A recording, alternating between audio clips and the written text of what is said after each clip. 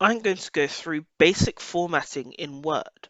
Now I'm going to start off with when you need to bold text. So say I select this word and I want it bolded, I can do Ctrl B. If I want it italicized, so in italics, I can do Ctrl I, and as you see it, it's now slanted.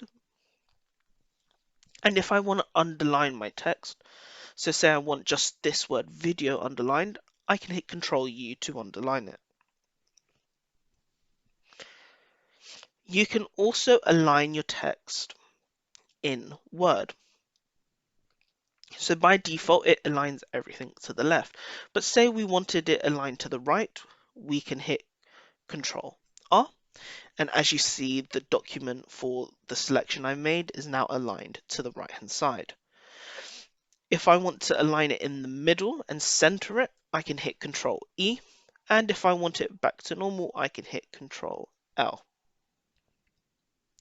If you want to indent a paragraph, so let's do it on the second one, for example, you can select it and hit Ctrl M, and it will indent your paragraph without having a bullet point. But if you want to remove that indent, you can hit Ctrl Shift M, and it will remove the indentation.